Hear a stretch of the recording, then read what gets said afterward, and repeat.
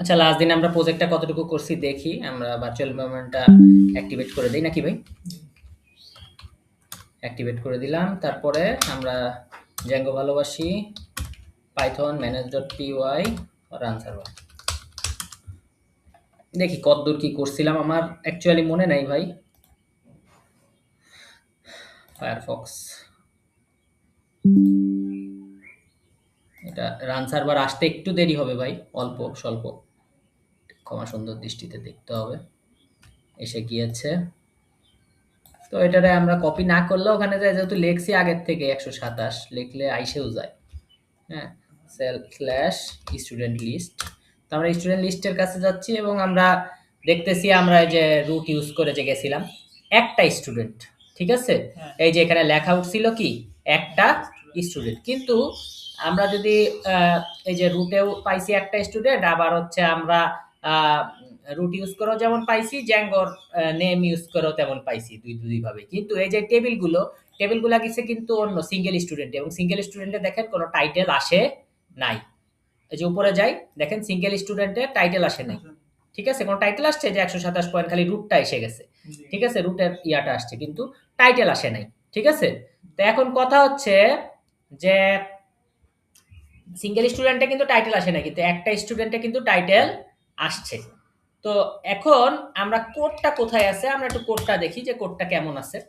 তো এখন কোডে আমরা যে জিনিসটা আজকে আমরা জাস্ট প্রমাণ করব, যে আগের দিন block contained in block content এই যে একটা স্টুডেন্টে আমরা দিছিলাম, এখন কথা হচ্ছে block contained in block content যে কাজ করে সেটার একটা প্রমাণ আমরা আজকে দেখতে চাচ্ছি, ঠিক আছে।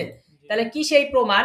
সেই প্রমাণ হচ্ছে আমি এই ব্লক কন্টেন্টের ভিতরে যা থাকবে সেটা কিন্তু শুধু স্টুডেন্ট লিস্ট নামক HTML এই থাকবে, কিন্তু এটার বাইরে যা থাকবে, এটার বাইরে যা থাকবে সেটা কিন্তু স্টুডেন্ট লিস্টও পাবে, আবার কি একটা স্টুডেন্টও পাবে, একটা স্টুডেন্ট ডট HTML ও পাবে, কারণ এক্সটেন্ড করা হয়েছে। এটা কি আমরা বুঝি? তাহলে আমরা এখন যদি এই ব্লক কন্টেন্টের উপরে লিখি, একটা ডিভ নিলাম, লিখলাম আমার সোনার বাংলা, আমি তোমায় ভালোবাসি,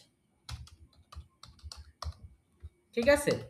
আমার সোনার বাংলা আমি তোমায় ভালোবাসি লিখলাম, এবং এখানে আমি রিফ্রেশ করব, ঠিক আছে। ওকে ওকে, রিফ্রেশ করার আগে আমি যেহেতু কোড ডট দেওয়ার আগে আমি যে কেটে দিয়েছিলাম, আনসার বার করলাম, রিফ্রেশ করলাম।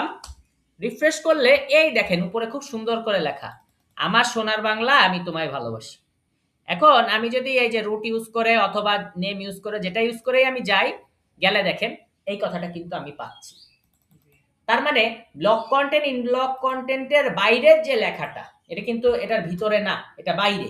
বাইরের যে লেখাটা সেটা এক্সটেন্ড করলে, যেই ফাইলে আমি এক্সটেন্ড করব, আমি এক্সটেন্ড করেছি যেরকম হচ্ছে আপনার কি, সে একটা স্টুডেন্টে সেই ফাইল জিনিসগুলা পাবে, ঠিক আছে। আমরা কি বুঝতে পারলাম? তাহলে কি আমরা প্রমাণ করতে পারলাম যে আমরা যদি ব্লক কন্টেন্ট ইন ব্লক কন্টেন্টের বাইরে কিছু লিখি, তাহলে কিন্তু সেটা যে ফাইলে এক্সটেন্ড করব সেই ফাইলও পেয়ে যাবে।